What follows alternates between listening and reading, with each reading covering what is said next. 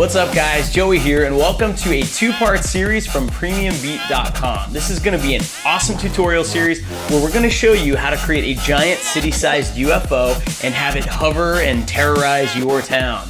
All of the music and sound effects that I used in the trailer for this tutorial came from PremiumBeat.com. They are an amazing music and sound effects resource. So if you haven't checked them out yet, definitely check out their website. Now in part one, we're gonna go into Cinema 4D and we're gonna model, texture, light, render, and talk about a whole bunch of other things to create a realistic UFO. So let's hop in and get started. So to get to this result, there's a bunch of steps that it takes, and I'm going to walk you through each one by one because I don't want to just show you like a recipe how to make a UFO, because what use is that? I want to teach you guys how to think about how to approach something like this.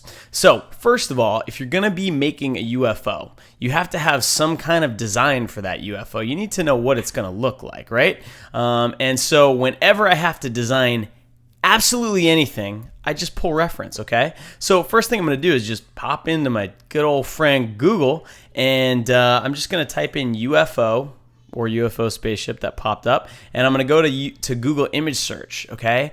And what I'm looking for, because you can see that there's a 1,000,001 different ways a UFO can look, and most of them are kind of like this flying saucer shape, but there's like a lot of different, some aren't very good, some are really good, some are this is from District 9 and obviously looks amazing.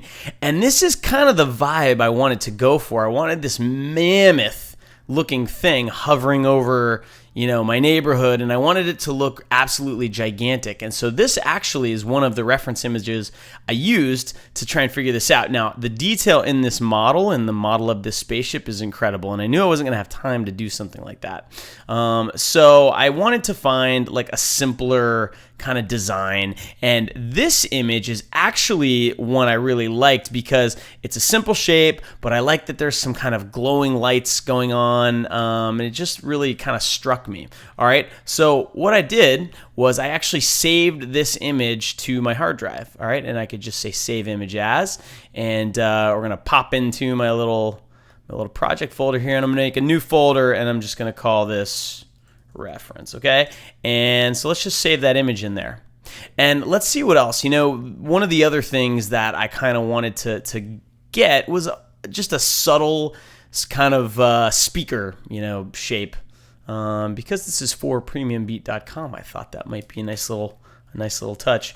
So if we type in speaker, then you can see that there's lots and lots of reference images of speakers, and I really just wanted to get a sense of how big the middle part needs to be, and then how big the next part, and just have something to reference.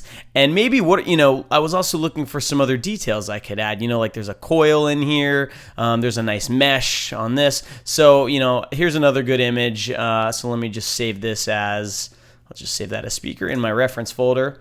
Okay. And there's one other thing that I want to point out before we get going too far, and that is, let's go back to our UFO spaceship images here. One of the things that's very, very important when you want something to look big is to know how to make things look big, right? For example, I don't know, if we look at this, okay? This image does not, let's jump back here. This image doesn't strike me as a big thing, right? This looks very small, and not just because the image is small, but because there's no scale to it. Look at this image. Here's another good example, right?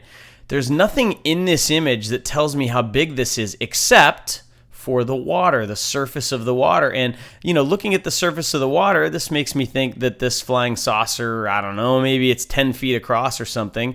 And because your brain is going to take whatever details it can, and it's going to use that to try and figure out the scale of that object, okay? And so if you look at the one I've done here, the main trick I used was using a very detailed texture. And then there's some compositing tricks too to make it look big. But what you want to make sure you don't do is just have a smooth surface that doesn't give you anything to really latch onto for scale. And one of the ways we're going to do that is by using something called a greeble. And if you're not familiar with what a greeble is just sort of a meaningless detail added to a surface. And these are some of the most famous greebles in history. all that detail all over the Death Star that they're just there to make it look humongous, right? Because your brain assumes, oh, there's this tiny little thing here, and these little details are covering this, so this must be a massive thing, right? And Star Wars actually is famous for greebles. I think that might even be where the word came from. All right, so enough of that. We've got our reference. Now let's make a new Cinema 4D project, and let's get started. So when I have a reference, picture that I want to look at inside of Cinema 4D, what I do is I open up a picture viewer, and then you can go File, Open, and you can actually open your reference. Okay, so let me open up this, and now I've got this image, and I can actually grab right here where these little dots are, and I can dock this, and maybe I'll just dock it over here. Okay, let's see here. I didn't do it right. Let's try that again. There we go. All right, so I docked my picture viewer over on the right side, and so now I can just sort of, glance over and make sure that, the model I'm creating kind of has the same proportions as this. So we are going to start with just a primitive, but we are going to get into the modeling tools, which I'm hoping that's something that not a lot of you have a ton of experience with, because Cinema 4D makes it so easy to model things without actually knowing how to model, but we are going to use some of those tools for this.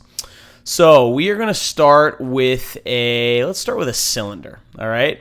And first thing I want to do is just get the general proportions correct. And I'm going to move my camera so I'm underneath this thing, because I know that that's pretty much the angle I'm going to be seeing it from. All right, this thing's flying up in the air, so we're going to be down here underneath it. All right, and I just want to roughly get the proportions correct. It's not super important, but having this image over here makes it easy. I'm not gonna make something like this, right? Because it's easy to see, well, that doesn't work. That's not what I want. So you can either use the interactive controls or use the properties over here. I want that nice roundness, right, on the sides. So I'm going to turn on the caps and fillet those caps, and then adjust the radius, all right, until I get a nice smooth curve like that. Now here's something that's really important. I know that in order to get these, concentric circles and get all that detail in there, I'm going to need to model this thing. And because I'm going to be modeling it, it's very, very important that I can see the polygons of this object so I can sort of see what I'm going to be working with. So it's always a good idea to switch your display from the default GoRod, I don't know how you say that, switch it from that to the one right below it. So now you can actually see the polygon lines, okay? And if you hit render really quickly, a good thing to look at is look at the contour of the image, right? It looks very smooth on the inside, and that's because we've got this Phong tag on our object, which it sort of smooths out the shading, but there's not very many subdivisions around the edge of this, right? So if I look at it, you can actually see, especially if I get in close here, you can see these hard edges. And when we render this for real, we are going to see those. So I want to make sure I have enough detail in there. So I'm going to go to the Object tab and up the rotation segments, and I'll just make it 64. All right, and now that should work better. Okay, now it's going to be far away. It's probably never going to be bigger than this in the frame. So I don't need it to be, a crazy amount of detail, but I do want to make sure there's enough. All right, so now let's go back to our picture viewer and let's see what else. Okay, so, one thing I'm noticing is that this looks very, very smooth and flat, and it looks, a lot like a coin or something.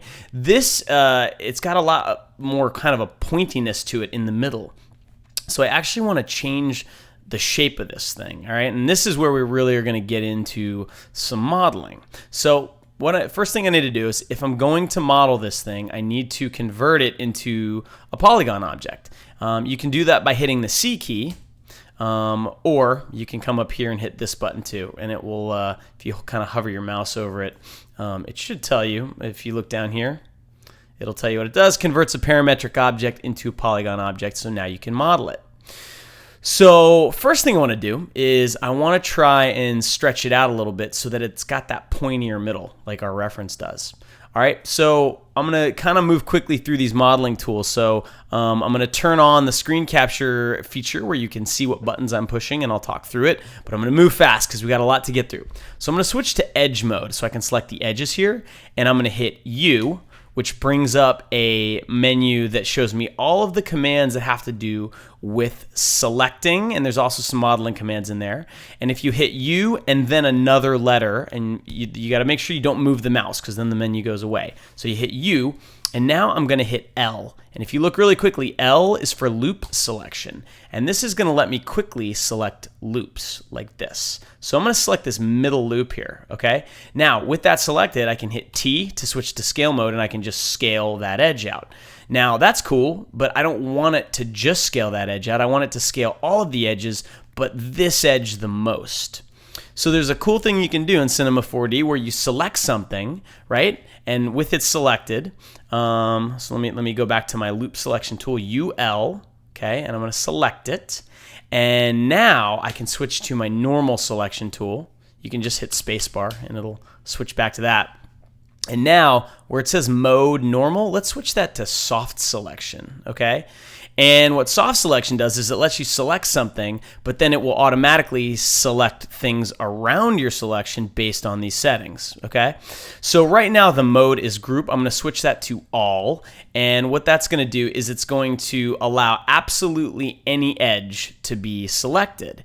And you can see sort of that the part around the edge that's selected is a little bit more yellow than the rest of it.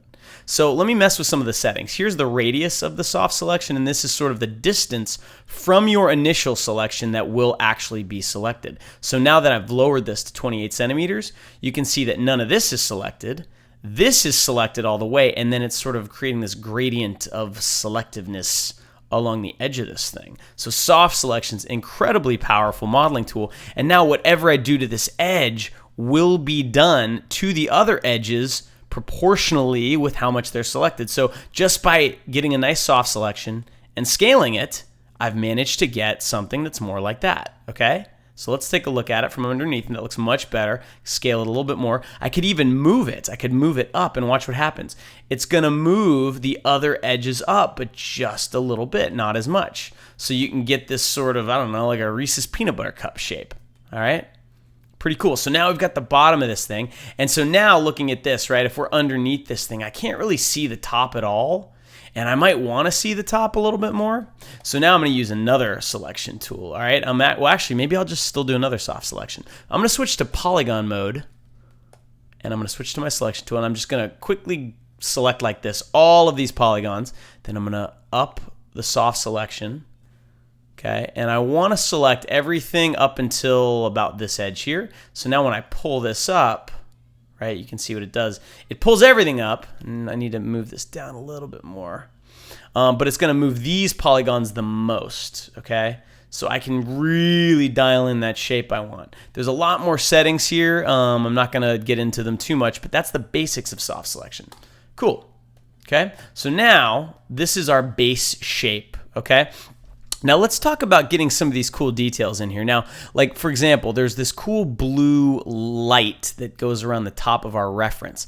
And so let's say that I decided within this row of polygons here, I want to put like a cut inside there and have the inside of that cut be lit up. Okay, well, how do we do that? So what we're going to do is switch to polygon mode, and what we're going to do is we want to select all of these polygons, right? This row right here. I don't want soft selection on anymore, so I'm going to set that mode on the live selection tool to normal. And I want to select that ring of polygons. You can do the same thing we did, loop selection on an edge. You can do it with polygons. So we're going to hit U and L, bring up our loop tool, grab that loop, okay? And you can see that it's alternating between grabbing a loop that goes this way and a loop that goes sideways. And it just depends what edge you're closest to, okay? So if you're closest to one of these edges, it will select that loop. And if you're closest to one of these sort of horizontal edges, then it's gonna select a loop that goes into Z. So now we've got that loop of polygons selected. Now we're gonna use a couple modeling tools. I'm gonna hit M, which brings up another contextual menu of modeling tools. And we're going to use extrude inner, which is W. Extrude is one of the most common modeling operations you can do in 3D software.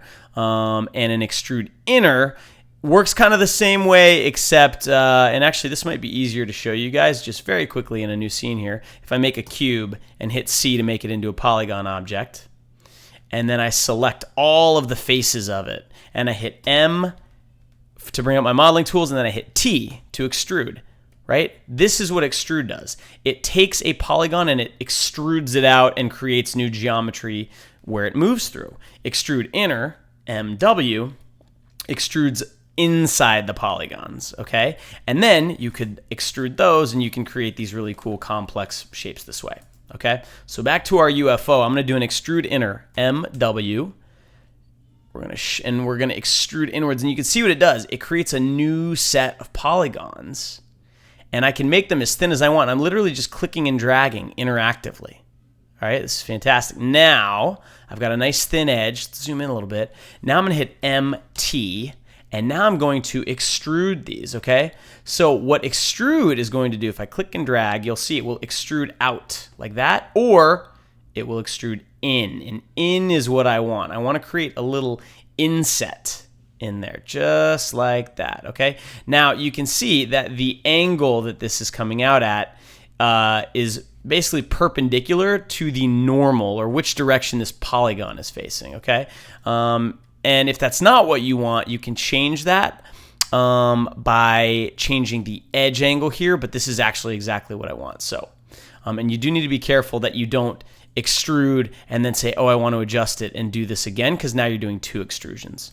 All right, so undo if you don't get what you want. I want it to just go in a little bit like that, and that's good to go.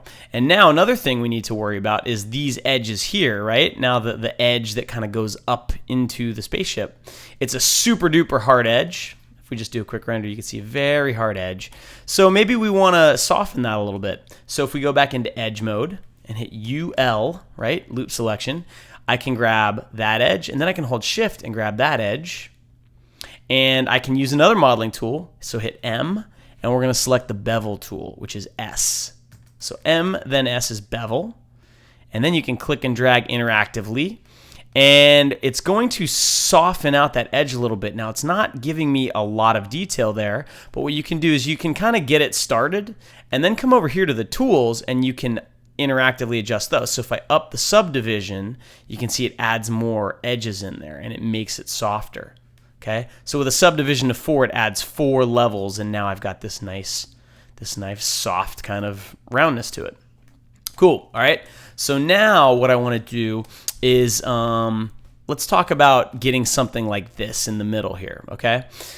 So what I want to do is kind of get something that resembles a speaker. So I sort of want like a big hole here, and then inside the hole, I want to have some more stuff happening.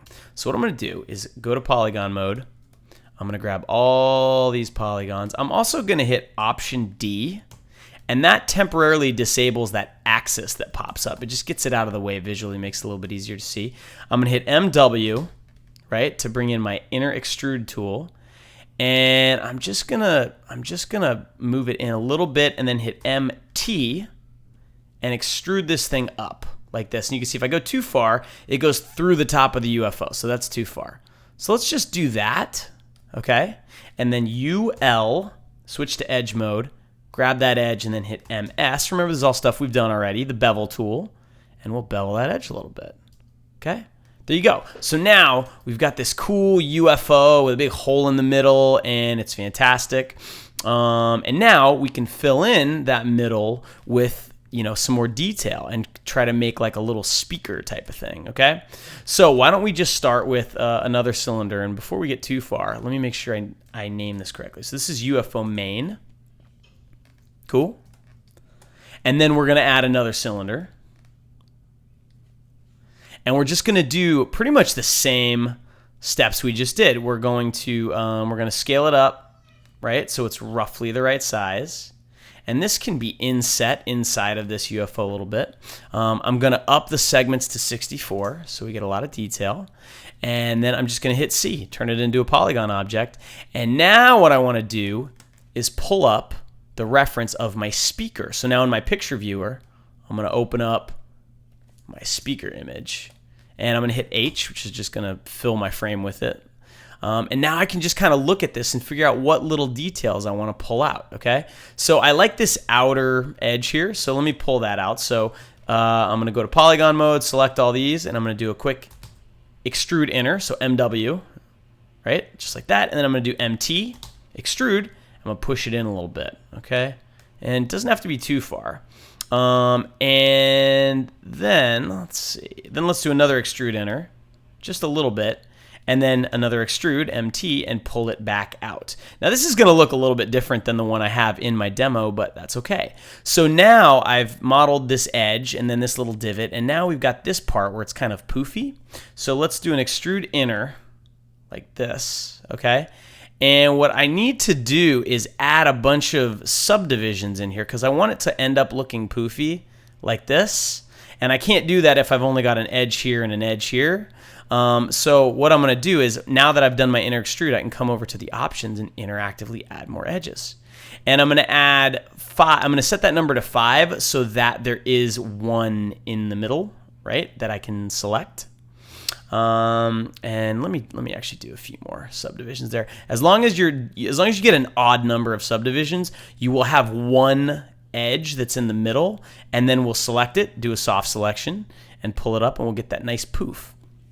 All right, so let's not worry about that yet, though. So now we've got our poof. We've got one more little kind of section here, so I'm going to do another extrude enter, okay? And this time I want to set the subdivision down to 1, okay?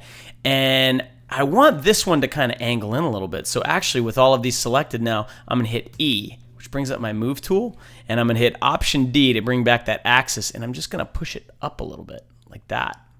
All right, so I'm actually just shaping this thing. And then I'm going to do another extrude enter, and go to about there, and I'm going to push this one up a little bit too. And now this section here, that's going to be this poofy section, okay? That's going to be this big kind of central cone thing. So I'm going to do an extrude enter, and I'm going to extrude this way into the middle, and then I'm going to up the subdivision to some odd number, let's say 9. Okay, so now I can start shaping the pieces I need to. So I've already got this selected. So with that selected, why don't I go to my selection tool, turn on soft selection, and I can up the radius a little bit, and then I can drag this down like this and create that extruded kind of cone thing. Now if you look, it's dragging it down in this very linear way, and this is this nice pillowy looking, kind of shape. So what I'm going to do, I'm just hitting undo a couple times, is I'm going to go to my soft selection settings, and I'm going to change fall off from linear, which makes a linear shape like that, to dome. And now it's going to give me this nice round shape. And you can play with the settings to get it exactly the way you want, but that's pretty good. Okay. Now one other thing I want to talk about really quickly. If I render this right now, you see how it looks very smooth in there? Like you're not seeing those nice hard edges like you kind of do here. What could be causing that is this Phong tag. The Phong tag looks at the angle between all your polygons, and if it's below a certain threshold, it just smooths it. And by default, the Phong angle is set to 80, which is very smooth. So I usually set that to something like 30, and it'll let you see a little bit more detail. You can even set it lower than that. And now you can you'll start to see every single polygon, so that might be too much. But you can adjust that to get more or less of a hardness, right? That looks more like what I want, actually. All right, so the next thing is this piece here, right? This nice poofy piece right there. I want to get that. So let me select that object, and I'm going to call this inner UFO. Cool, and we're going to go into edge mode, select that center loop. Right, the very center loop, which is that one. And then I'm going to go and do, I'm going to just hit spacebar to go back to my selection tool. And I'm going to adjust my soft selection so I'm only hitting those polygons. And then I'm going to pull this down like that, right? And so now you can see I've got that nice poofy shape. Perfect, okay? And there we go. So now I've got this cool base UFO shape. And, we're going to texture it. We're going to do a lot of things to it also. But I also want to talk a little bit about those greebles, okay? So right now, this could be an enormous city-sized spaceship, or it could be something the size of a car, or it could be something the size of a headphone, right?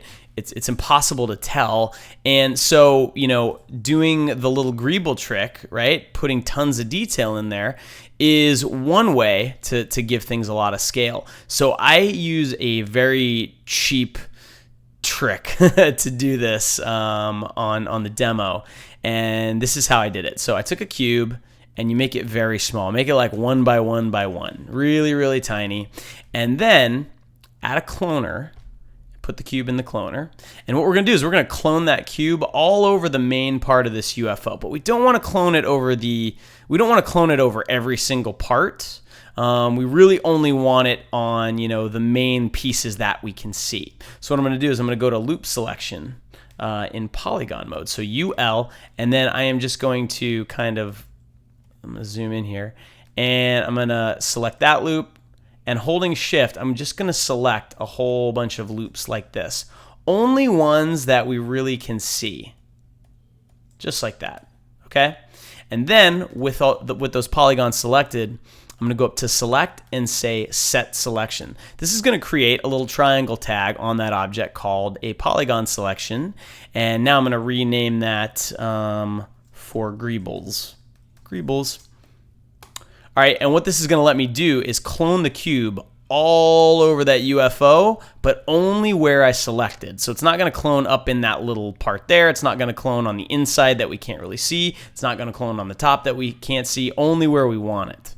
Okay, so let's go to the cloner. Let's set that to object mode, and we're going to clone onto the main UFO object. And down here where it says selection, I'm going to drag that selection. And there you go. Now you can see that cube has been cloned, but only on the parts that we want. Now, right now, it's being cloned onto each vertex. So it looks very organized. And that's not what I want. I actually want it to be on the surface. And I'm going to crank that number up to like some really high number. Let's try like 2,500. Okay? And now you're getting a lot of little cubes all over the surface of it. And even just doing that, it adds a ton of detail that tells your brain this thing is much bigger, than things around it, right? Because if these things are on there and you see them, well, they must be tiny. This thing must be massive, all right? You're tricking your brain. I also want to make sure that I have render instances turned on because we're going to have so many clones here that we want to sort of maximize our memory usage. And turning on render instances is going to speed up renders and make things work better. And since these Greebles aren't going to be moving or anything, and actually let me rename this Greebles. That's going to work out great. Cool. All right, so let's actually up that number. Let's make that 4,500. And then with my cloner selected, I'm going to grab a random effector. And I'm going to have it not randomize position, but randomize scale. And I want the X to be randomized a lot. The Y could be randomized a little bit, and then the Z can be randomized even more. And just by doing that, you've got all of this surface detail all over your UFO. All right, so this is a super easy way to add quote Greebles. And if you wanted to, you could actually build 2 or 3 variations, and one is a cube and one is a sphere, and you could model things and use MoGraph to just clone them all over your spaceship. Cool. So that's a way of adding Greebles. And one thing that you can see that, it's still moving pretty quickly because these are just cubes. But a little trick I like to do is to just disable the Greebles in the viewport so that I can really move around quickly. But leave that bottom traffic light left alone so that when you render, they do show up. Cool. And then the last thing I want to do is I'm going to take that inner UFO shape that I made, and I'm going to copy it, and we're going to call this small speaker, and I'm going to go into object mode, and I'm just going to scale this thing way down like this. And what I want to do is take that shape and clone it all over the UFO, and maybe put them on the inside here, or maybe put them on the outside of this ring, because I just want to add more detail, but I don't want to model anything else. I've already modeled enough. So what I'm going to do is let me zero out the coordinates for this real quick, and we're going to take this and put this in its own cloner. All right, so we'll grab a cloner, and we'll call this speakers. Put the small speaker in there, and we're going to set the cloner mode from linear to radial. And we're going to expand that radius out, and you can see that it's creating a radial clone array here, not in the right orientation. We actually want that on the XZ plane, and now we can't see them because they're inside our UFO. So let's move the whole thing down, And let's figure out where we want these. We could put them around maybe on this poofy ring, but that might be weird. You might see them better if they were like sticking out of the side of this thing. So maybe we'll do that. So I'm gonna grab my speaker that's inside of my cloner. And actually the easier way, go into your cloner, go to the transform tab, and this will let you transform all of your clones equally. And let's just pitch them 90 degrees. All right, and let's go into our top view here. And so this, let's see here. I'm trying to orient myself. It might be easier to just do in this view. What I want to do is I want to make more of these, so I'm going to up the count. Okay.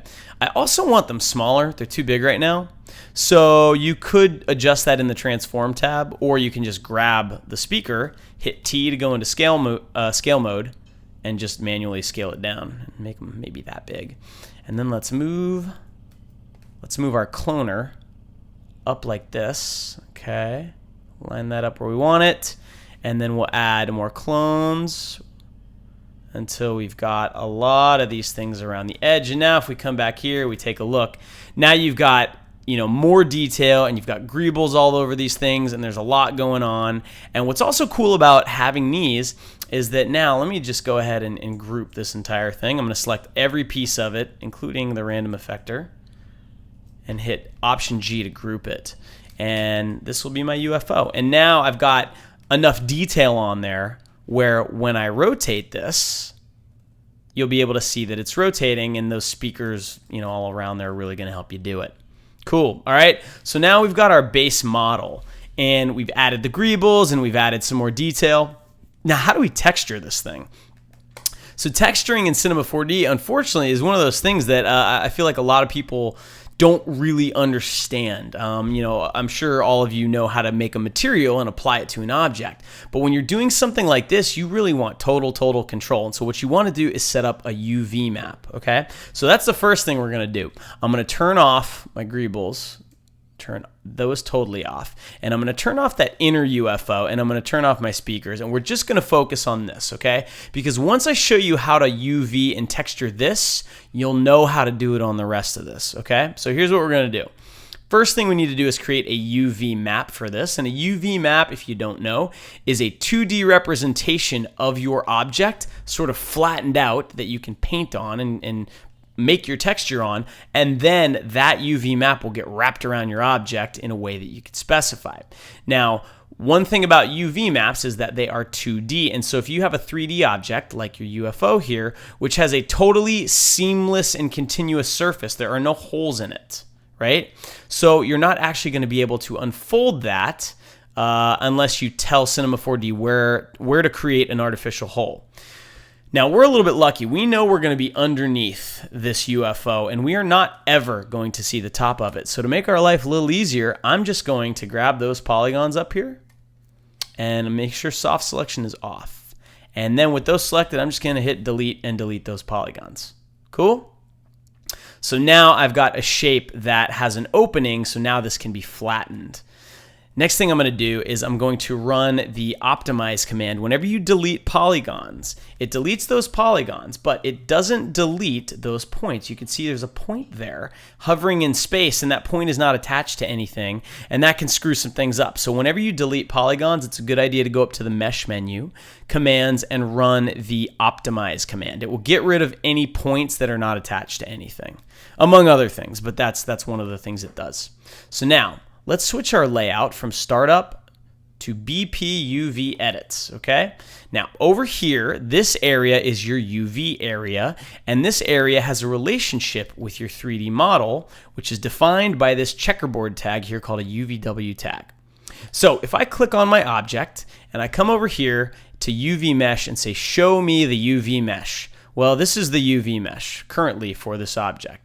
And you're probably looking at this like I am and saying, I don't understand what I'm looking at. This makes no sense. I don't know which part, you know, if I was saying, where is this polygon on this mesh? I have no idea. There's no correlation. So this isn't going to do us much good.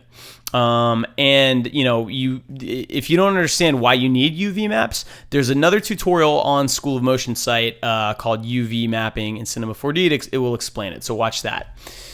So we're going to make a UV, and the way we're going to do that is we're going to go up here and we're going to switch into UV polygon mode. And we're going to come over here to the UV mapping tab and go to projection, okay? And these are all sort of the starting point when you're doing UV mapping. One of my favorite ways of getting a good UV map is to go into one of these isometric views and find a good view, a good basic view of your object. In this case, the top is showing me the most, right? So I'm going to make sure I'm selecting my top view, because you can see I can actually select my front view or my right view. I want the top view selected, and then I'm going to hit frontal projection, and it's going to copy this view over here into my UV map. And then using my 4, 5, 6 keys, the same way you can move, rotate, and scale objects in this view, you can do it in this view. So 4 moves, 5 scales, 6 rotates, okay? So I'm going to just kind of center this. Now, right now, this might look like a good UV map, but what you're actually not seeing is that all of these polygons at the edge here, these are overlapping. And so if you have overlapping polygons on your UV map, you won't be able to get a good texture. All right, and just to prove it, I'm going to make a new material really quickly. I'm going to go to my materials browser, double click, make a new material. I'm going to hit this red X. That's going to load it into memory. And now I'm going to give it a color channel. So I'm going to double click this little X. All right, and I want a new 2K texture. So 20 by 48, 20 by 48. My background color can just be gray, and I'm going to name this UFO main text. Sorry, for texture. And not UFP, UFO. There we go. Hit OK. So now I have a texture, and I'm going to apply the texture to that object. So now I can grab my paintbrush. I can actually paint right on the UFO, which is great. See? Now, if I paint right on this, that looks great. Okay? The problem is, see how if I paint up here, it also shows up down here? I don't have independent control. Now, why is that? Well, if I paint a circle up here and we come over on our UV map and look, there is the circle on our UV map, and apparently that UV map is intersecting multiple polygons on our model. Okay, so we can't have overlapping polygons. It will not work. So there's some tools in Cinema 4D to fix that. You need to be in one of these UV modes, which are these checkerboard buttons up here. I usually use UV polygon mode. I'm going to hit Command A to select all my polygons, and then I'm going to go to Relax UV. All right, and what Relax UV does, if you hit Apply, is it attempts to unfold your object. And it may take a few seconds because there are a lot of polygons here, but what it's going to do is it's actually going to unfold this, okay? So now look at what it's given you. Okay, you can see that it's unfolded, nothing is intersecting. And here's how you check a UV map. Go into your layers, you have to have a material, have the material applied to the object, and then you can turn off the background, and it will create this cool checkerboard pattern, okay? And one of the things you're gonna see is, you're gonna see the checkerboard pattern applied across this whole object. And ideally, what you want is you want that checkerboard to be uniformly scaled across the whole thing. And it is for the most part, except if you look here, you can see how the checkerboards get smaller and smaller and smaller the more inward they go. That can be a problem because when you're painting on your UV map, things are going to get smaller and smaller on this part of the model, and they're going to be bigger on this part of the model. So we're going to just use another tool to sort of help get a more equalized kind of result. So I'm going to hit Command A, select all the polygons again, go to UV mapping, and in your optimal mapping tab, select Realign, have all of these things checked. Preserve orientation, stress to fits, equalize island size, and hit Apply. And it's just going to adjust it ever so slightly. And if you had like a UV like this and you hit Apply, it's going to scale it up to maximize the amount of real estate that you get on your UV map. And so now if we look at this, you're never going to get a perfect result, but this is better. When you have something that is not flat, right, and this is a 3D object that by definition is not flat, you're always going to have some distortion on your UV map, but this is going to work pretty well. And now, of course, the beauty is, if we go back to our layers and turn on our background, I can paint right on this, and I'm not going to get, let me actually grab a paintbrush so I can paint.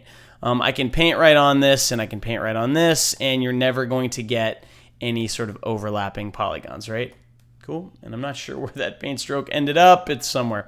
All right, so now what I want to do is actually create this texture and make it really cool, but be able to see it in 3D at the same time. And this is how you can use body paint, which is what this is all called inside of Cinema 4D. This is how you can use it to create super duper custom awesome textures. So what I need to do is first save out this texture that I have so I can open it in Photoshop, because Photoshop is a much better image editing tool. And so first thing I want to do is I want to delete these little circles. I'm going to turn off my UV mesh for a second, and I'm just going to make a gigantic brush here and paint over these. So I have nothing. I just have a blank background. And then what I'm going to do is go to my color tab, select, let's just select white as a color, and I'm going to go into one of my UV modes here and select all my polygons, and I'm going to say layer, create UV mesh layer. And what that does is it actually makes a bitmap layer of your UVs. And the reason you want to do that is so that you can go File, Save Texture As, and I'm going to save this as a Photoshop file. And let's save that. Let's make a new folder, and we'll just call it New Textures. And I'm going to save this as the UFO main texture Photoshop file. Okay, we can now hop into Photoshop and open up that file. So let's hop in there. There it is, New Textures, UFO main texture.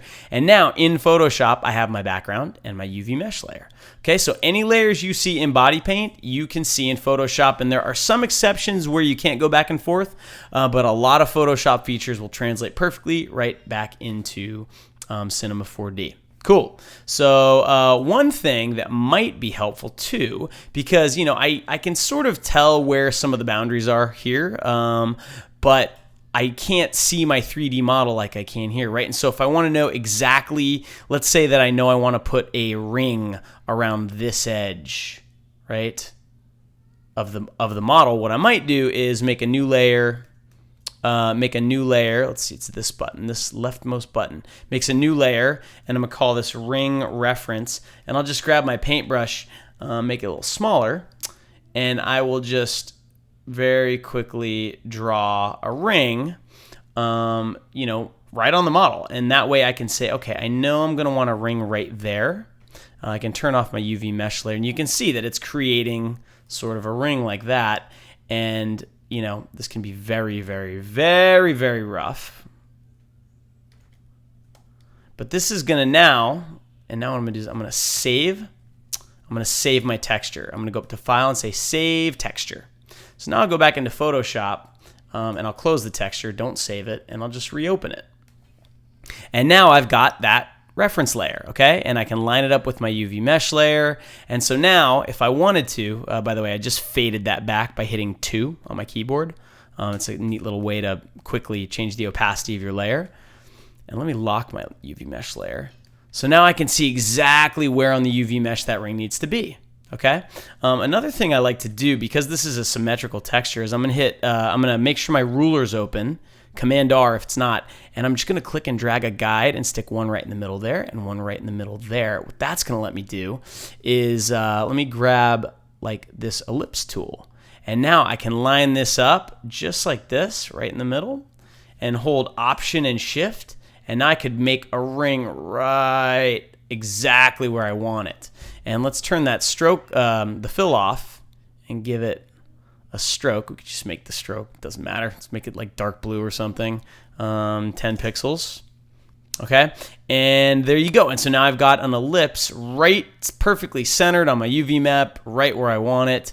And now I'm fairly sure, we could actually try this, but I don't believe body paint can read an ellipse layer. Here's how we check it. We save our Photoshop file, Command S, hop back into body paint, and you just go up to File and say Revert Texture to Saved and say Yes. Okay, and it will bring in the newest version of your Photoshop file. Now you can see here's the ellipse layer, but it doesn't know what to do with it. All right, so in this case, what I'm going to do is just take my ellipse layer, control click it, and say Rasterize. Now save this, go back into body paint, File, Revert Texture to Save, and now look at that. There is my blue ring right on that edge, exactly where I wanted it. Very cool, okay? So this just gives you a taste of like the control you can get. Next thing is, I wanted a nice, rough, gritty, cool texture. Now, where do you get something like that? Well, one of my favorite websites is cgtextures.com, which has a free account you can sign up for, and there are tons of amazing textures. And so I went into metal and I looked around at some of the textures, and let me actually use a different texture this time so we can get a little bit of a different result. Maybe something like this or something like this. I just wanted something a little bit grungy and rough, right? And what you can do, what's really cool, is a lot of times you can look at these and you can see if they are tileable. Tileable means you can loop them and make them seamless, and make the textures bigger or smaller. And that's actually what I want to do. So let me find something that says set tiled. Why don't we try this? Here we go. Okay, and so now I can download this image for free. If you get a premium membership, you can get higher res versions of it, but I'll just use the small one for now. So I'm going to download this. Okay, and then I'm just going to grab my download, bring it right into Photoshop. Okay, and what I'm going to do is I'm going to take this texture, and I'm just going to hold Option and copy it, and I'm just going to keep lining it up just like this. I'm making a giant patch of that texture. Then I'm going to select all 4 of these layers, hit Command E. That'll combine them all, and then I can do the same thing here. And you can see how quickly, with that seamless texture, you can just build these things up. cgtextures.com, people. It's amazing. Cool. All right, and so now I'm gonna save a copy. I'm gonna call this Metal Original. I don't want to manipulate this copy. I want to keep a copy of that. So I'm gonna turn that copy off, and then this is gonna be the basis for my color channel. So I'm going to say color base, and I want it to be really dark. All right. I want it to be pretty dark, but I kind of want to see a little bit of detail in there. Maybe something like that. And then I'm gonna open my color balance. By the way, I did that really fast. That was the levels effect. Command L brings that up. And then I'm going to do Command B for color balance, and I'm going to push a little teal into the midtones, not too much. And then in the shadows, I'm going to pull some of the blue out because it's so blue, and I'm trying to neutralize it a little bit. I could desaturate it, but I do like having some color in there. That's kind of interesting. All right, so let's say OK.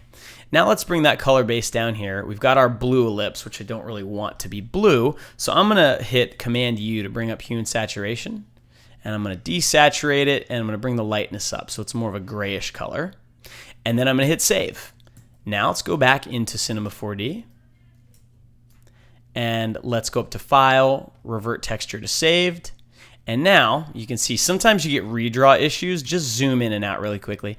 You can now see our textures come in, and this is what it looks like. It's being put onto our UFO. Okay, now here's a good time to talk about scale. Look at the scale of the texture, okay? It's too big. I can see too much, too much detail in it from this, and it should feel further away, and it doesn't. So, easy fix. Back into Photoshop, take our color base, shrink it down really small like that, okay? And then let's do the same thing. Let's copy it. The new Photoshop has these amazing built-in smart guides, which makes it a lot easier to do this, a lot quicker.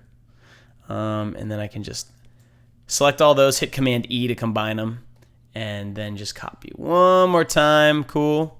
All right, so here's my new color base. All right, save that. Go back into Cinema 4D, revert texture to saved. And there we go. Cool. And now when we render it, there's a lot more detail in there. Okay, so that's working better for me. All right, so now let's talk about some of the other things that we need to do. So first off, I want to have some detail in this, okay? And so I'm going to bring my UV mesh layer up to the top here and turn it on so I can actually see where the polygons are. All right, so this ellipse here, I want to create sort of a series of those ellipses. So I'm going to grab my ellipse tool, and I'm going to click in the middle and hold Option and Shift, and I'm just going to sort of line them up with various edges.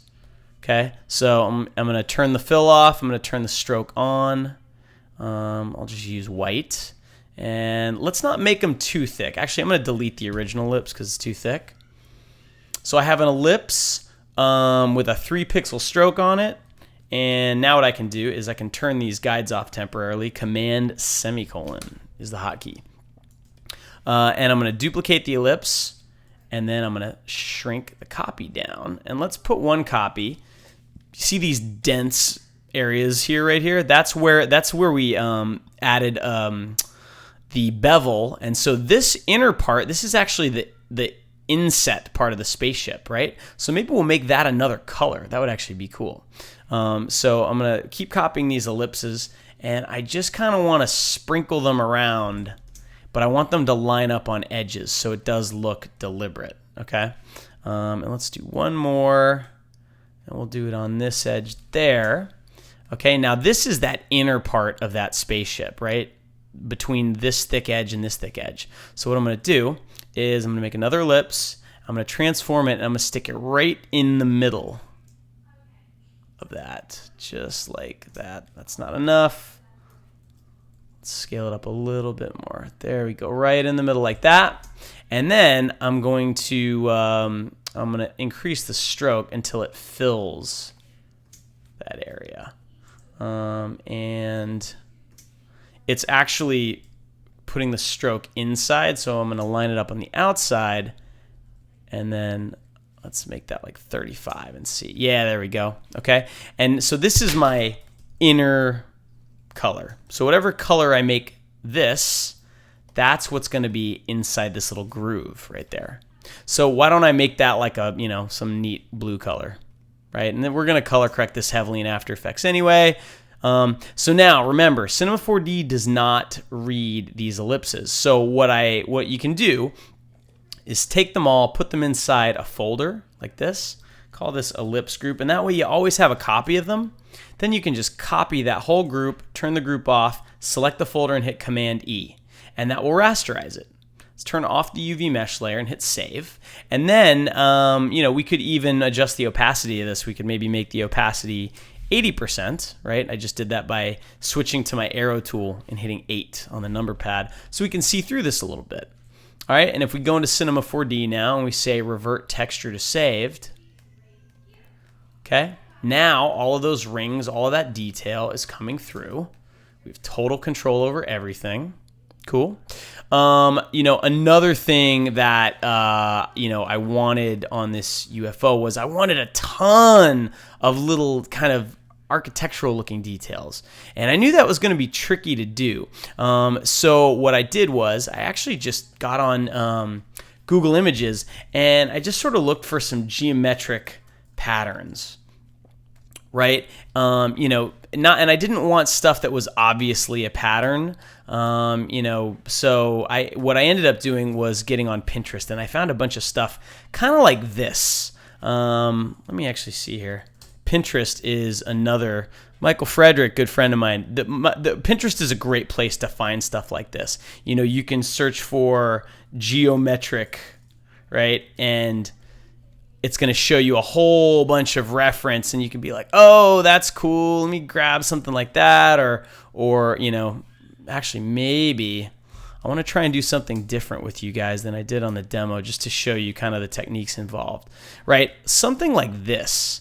Right? What if I could grab like that interesting pattern, and so let's see if we can. Let's actually open Photoshop and just pull that right in, and I'm going to desaturate it. That's Shift Command U, by the way, and I'm going to try and just crush the levels here so I can get just that pattern out of there. Okay, that's kind of interesting. I'm going to solo this layer. I'm going to hold Option and click on the eyeball. And I need to put a black shape underneath it. There we go. And that needs to be at 100% opacity. And so what I'm going to do is I'm going to take this black and white image here, and I'm going to attempt to copy it and flip it horizontal, and line it up like this, and see if we can get some kind of symmetrical shape out of it. Let's see. There we go. Right? And then I'm going to combine those, and I'm going to duplicate it.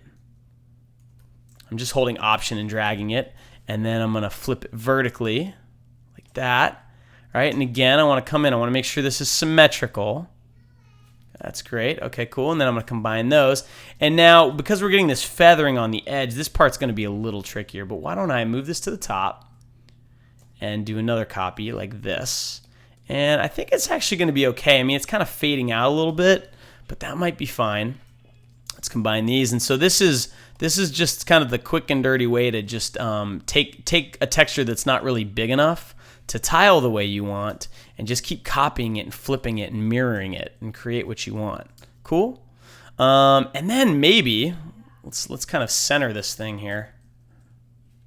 All right, and I know I'm doing this fast, but this would be a 4-hour tutorial if I wasn't. And now I'm going to copy it, and I'm going to rotate it 90 degrees, and then I'm going to set it to screen. So now we get this crazy kind of doubling effect, and maybe that copy, right, the copy that I just switched 90 degrees, I could shrink it down a little bit, right? So we can sort of have multiple layers. Sorry about that. We can have multiple layers of this texture. Here we go. And combine those, set that back to screen. Actually, first let me just go ahead and copy it like that, set that to screen, and maybe set the opacity back a little bit. And so now you're just getting all this detail that's just so fine. There's tons of stuff.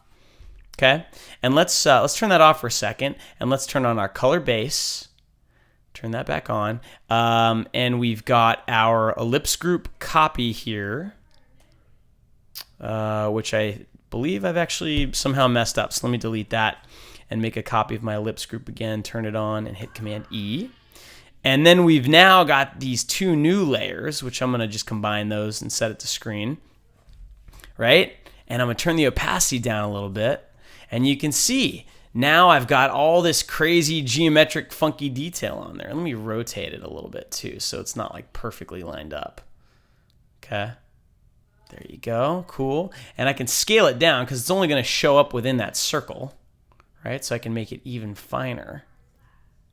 Like that, there we go, cool. And let's save that. Let's go into Cinema 4D and revert our texture.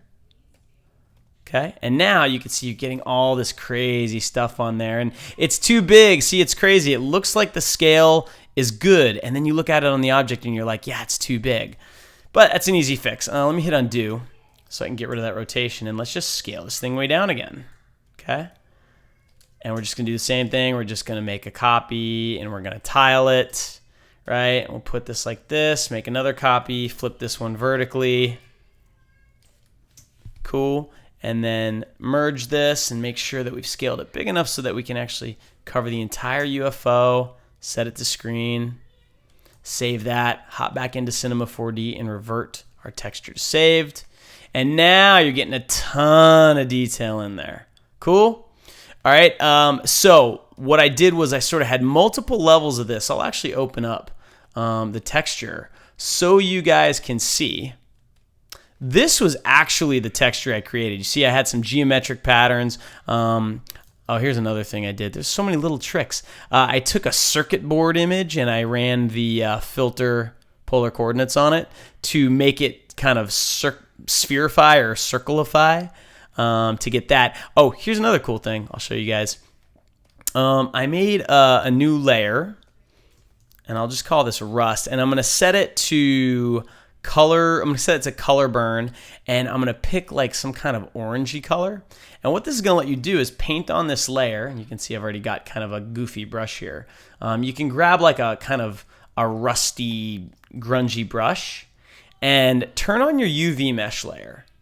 And this is going to let you see where the edges are, and you can just sort of paint like a grunge kind of right onto it, right? And this is a lot easier if you have a Wacom stylus or a Cintiq or something like that, because you can literally just sketch, like, you know, and kind of build up a layer of rust right around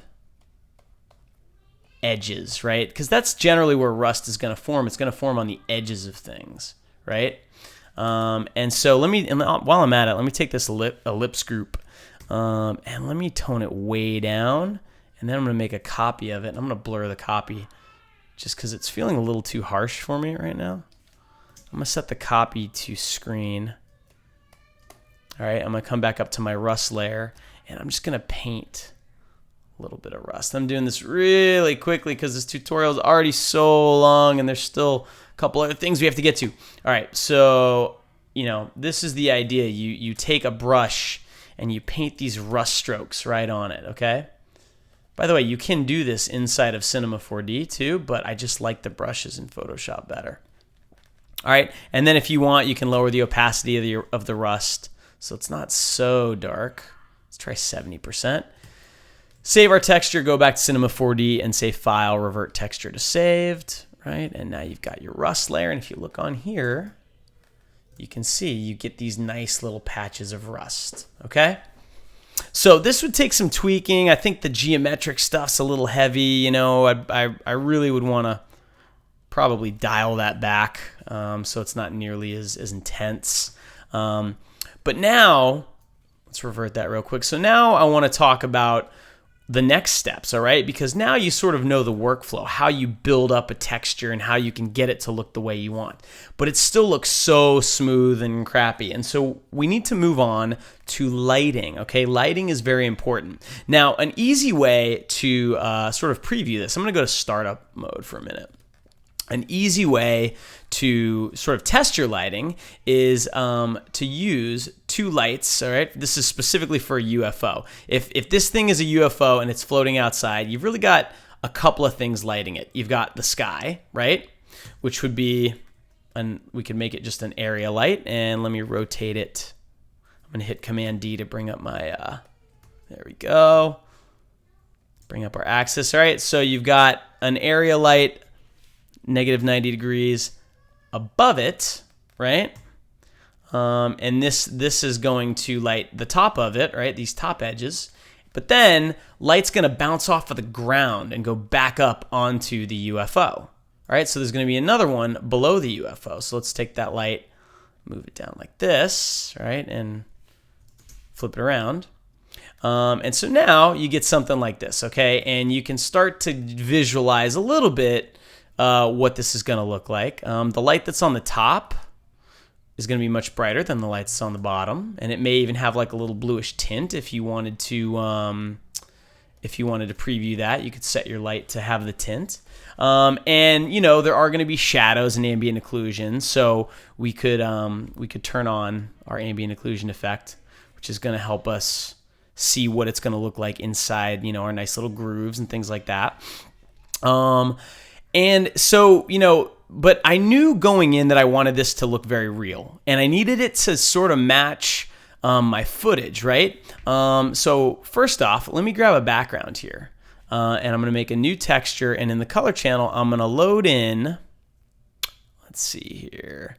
This is just a JPEG that I grabbed off of the video, right? And it looks crunched because I don't have my my project set up correctly. So let's set that to 1920 by 1080. All right, so this is just a shot from the actual footage.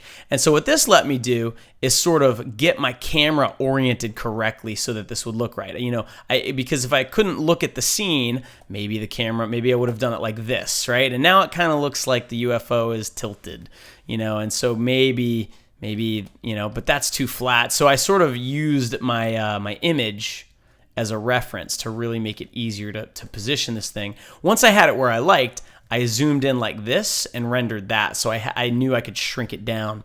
But I used that, and I also wanted to have an image light this thing, right? Instead of actually using lights like this, you can use an image to do it. One of the cool things that comes with Cinema 4D is the content browser. So if you hit Shift F8, it'll bring up your content browser. And I have the studio version of Cinema 4D. I'm sure most of you do too. But there's all these other folders in there. And one of them is Visualize. All right. And you've got materials in there and HDRI materials. There's also a Prime folder, which has a materials folder in it, and HDRI folder, and there's all these HDRI image maps in there, and these are literally spherical maps. So what I did was I just looked around for an image that I thought was close enough to my neighborhood, right? Blue skies, some clouds, trees, green grass and trees, that kind of stuff. Right? So something like this maybe. This might work. So how do you actually take this image and light your scene with it? Well, you can just drag this material right in. And then I'm going to add a sky. And I'm going to turn off my background. I don't need it anymore. And I'm going to take this HDRI material and put it on the sky. Okay? And now if I hit render, you will see that I can see my HDRI image. It's very pixelated. It's not lighting anything. If you want it to light this, you have to turn on global illumination. Okay? Global illumination will let your textures light things in your scene.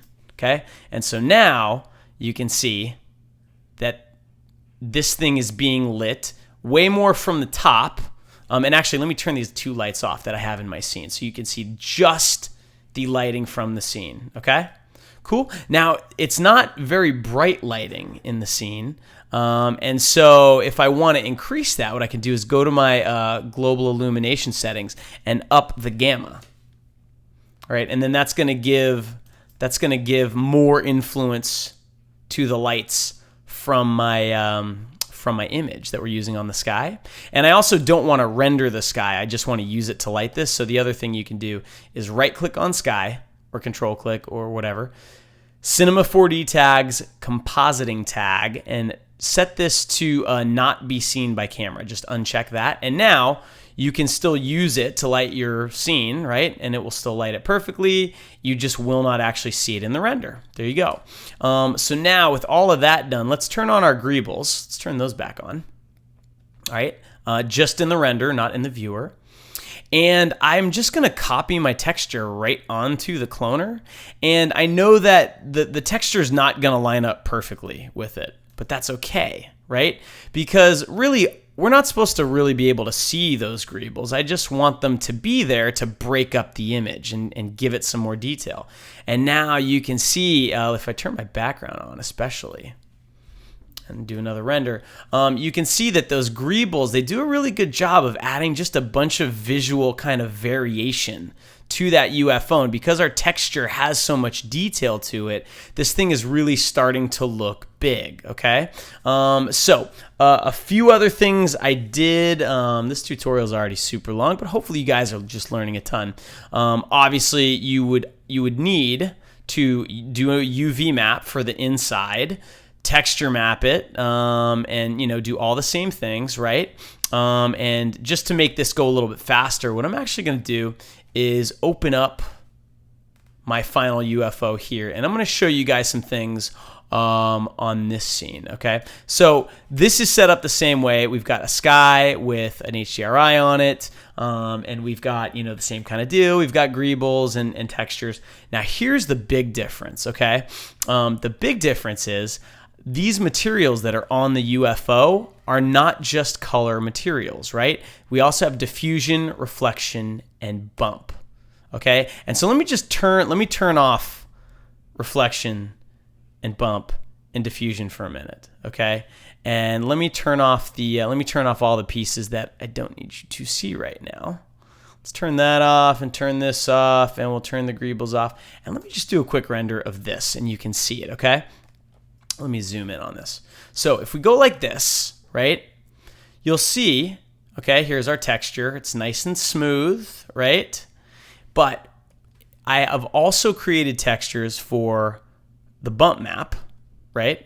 And it's literally just a copy of the color channel with a few differences. And I'll show you what those differences are. And also a displacement map, which is identical to the bump map.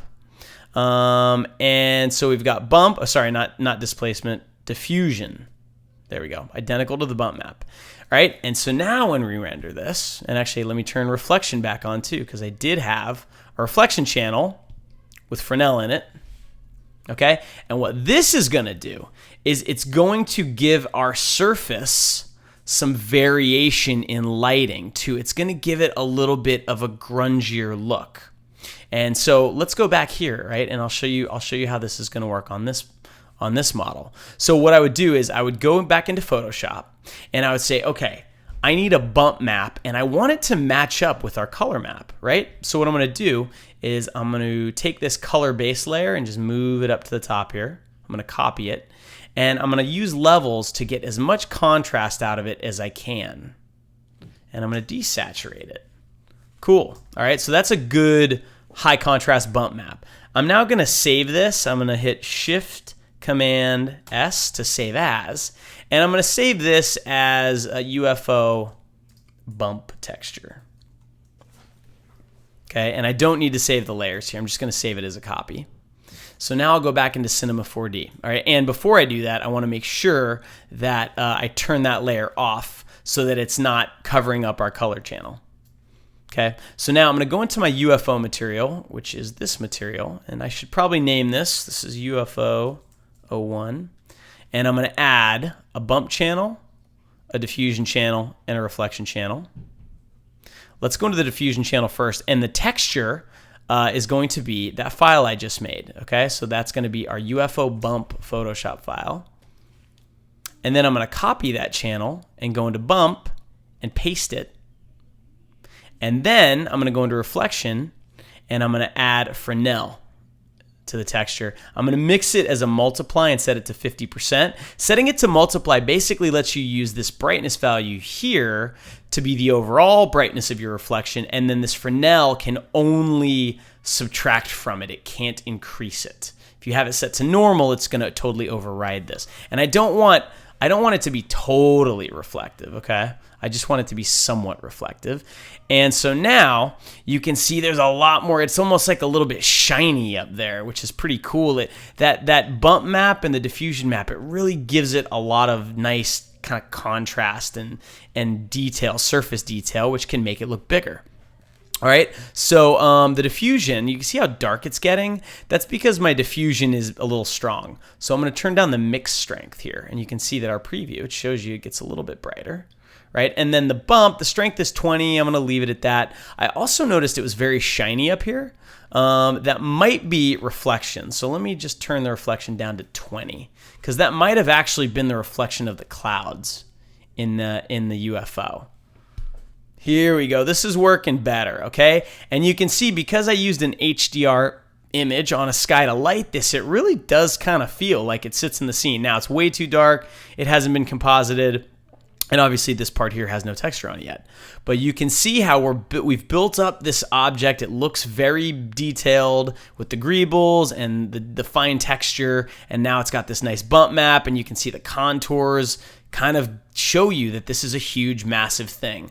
And so this is the process I used to get to this, okay? Exact same process. And so now let's turn all this stuff back on. Let's turn this on, turn our UFO greebles on, and I'll do a render of this. And while we're waiting, I want to tell you that before I end the tutorial, there is going to be a couple other things I'm going to tell you, okay? Now, I knew I was going to be compositing this in After Effects, and I knew that one of the cues that helps you tell that things are big is by having closer parts of that thing look different than further parts of that thing. I hope that made sense. I basically wanted a way to be able to composite the depth of this thing inside of After Effects. So what I did was I added a camera, and I went to my top view here, right? And what I did was I set the focus distance of my camera to right before the object, right? See how it's right before that? And then I turned on the rear blur, and I set the end value there, right? And you can see if I move it, it changes where this plane is here, right? I set the end to the very back of that UFO. And so then what that let me do is it let me create a depth map, and I'll show you what that looks like. I'm going to turn off save for a minute. I enabled in my multipass settings, I enabled depth, which is already in there, which is why you don't see it. And what this depth pass does, let me set it to current frame, and let me just set this down to 960 by 540 also. I'll do a quick render. So the depth pass gives you a black and white image where things that are close, and as it starts to render, you'll see things that are close are black and things that are far are white, okay? And you have to set up the depth pass correctly with your camera settings. But now that I've done that, you can see I also have a multi-pass here, like a render pass, where I could now color correct the UFO so that the back of it is different than the front of it. And that's a good way to help sell the size of it. Okay, so this is the render. This is the depth pass. Here's the alpha channel, right? And all I did animation-wise was I just slowly, and the animation doesn't play very quickly because I've got all of these layers turned on, right? But if I turn all of these things off, there we go. It's still going to be very, very slow. All I'm doing is rotating this very, very slowly. There's not a lot of animation. It's just barely turning. And the idea was to have it just turn very slowly. Here, I can show you on this one.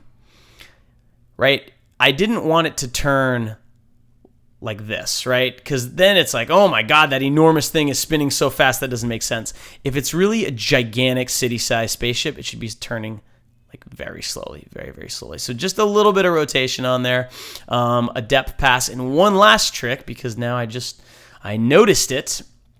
If you notice, right? Let me go to the picture viewer here.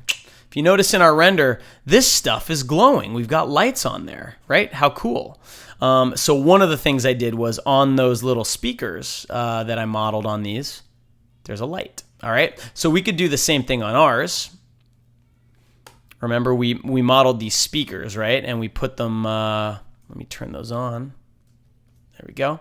We've got these speakers here. So what I could do is just take a light, parent it to the speaker, zero it out, and then let's push that light.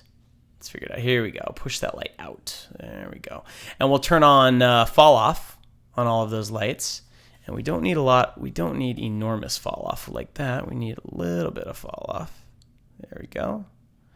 And then let's make those lights, I don't know, some kind of alien teal color, right? And then let's render that. And you can see now you're going to get lighting on each of those little speakers. All right, so that was one thing I did, and I probably cranked it up so it looked a lot brighter, right? So let's set that to like 300. But then on top of that, I wanted kind of a glow underneath this thing too. So here's a really cool lighting trick you can do with stuff like this. I'm going to make a spline, like a circle spline, put it on the XZ plane, and let's move it down so we can actually see it. There we go. And I'm going to scale it so it's about the size of the inside, right? The inside of the little speaker cone here. Then I'm going to add an area light, and I'm going to call this circle light. And what I'm going to do is go to details, and where it says area shape, switch that from rectangle to object spline and drag your spline in there. That will let that spline actually be a light emitting object. So now I can change these settings, and I could, maybe pick similar kind of alien color. And turn the brightness up, and I can turn fall off on, right, and set that to like a much smaller value, right? And now if we render that, you're going to see that the underside of this is going to have light hitting it too. Okay, so now we've got light here on the speakers, and we've also got light underneath it. And the light underneath isn't bright enough, and you're seeing some noise, which means there's not enough samples. So I'm going to have to up these samples too, and probably turn this way up so we can actually see it.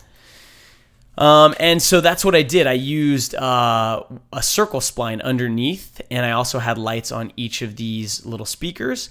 And there you go. And now you can start to get that diffuse glow. And what would be really slick is if you duplicated this whole lighting setup, and you took that circle spline and you made it even bigger, right? And you lined it up. Remember, we've got this cool, let me switch my display for a minute to quick shading. Remember, we've got this cool little groove that we modeled in there. Well, if you are really, really precise, you could put that circle spline in there. And it's going to be tricky to get it just right. But if you can just thread the needle and get that to actually go inside there, right? And now let's make sure this is set up. Circle light 1. Let's call this inner light, and it's looking at circle 1. And let's turn the fall off for a minute. All right. And now let's do a quick render of this, and you can see that now inside there you've got this glowing light because you've got that circle spline up in there. So using the spline to light pieces of your model is another cool way to kind of get that UFO glowing look. All right. And this is starting to look pretty sweet. All right. Woo, that was a long one. I might have to edit this thing. So, what did we go over? Let's recap real quick. We went over getting reference materials and how to utilize it in Cinema 4D. We went over a lot of modeling tools. We talked about using the body paint tools to get a good UV map, going back and forth with Photoshop to texture. We talked about setting up the depth pass, setting up image-based lighting, and talking about a little bit of rendering using the multi-passes to get a depth pass. Just so you guys know, I rendered, let me show you my render settings. I rendered this 1920 by 1080. I know I changed it in the middle of the demo, but it was 1920 by 1080. 24 frames a second. I did an OpenEXR 32-bit file with an alpha channel, and then the multipass file was also OpenEXR 32 bits. I set it to be a multi-layer file, so I didn't have a million files. I just had one multi-layered set of files. Turned on multipass with a depth pass. My anti-aliasing was set to best, so I had good reflections and all that stuff. And that was basically it. So my God, that was an absolute brain dump right there. I hope you guys learned a lot, and this is just part 1. Part 2 is where we're going to go into After Effects and talk about compositing this whole thing. So I want to thank you guys for sticking with this. I want to thank Premium Beat for asking me to make this video. And just so you guys know, all of the music and sound effects used in the demo were all straight from Premium Beat. I did not use any other outside sources. And if you guys like this, check out my site, schoolmotion.com. Thank you guys. I'll see you on part 2. I want to thank you guys for watching. I hope you learned a lot, and please check out premiumbeat.com if you need stock music or sound effects. Super affordable, but super high quality. I can't recommend them enough. And if you like tutorials like this, please check out my site, schoolofmotion.com, where there's a lot more content just like this. Thank you guys so much. I'll see you next time.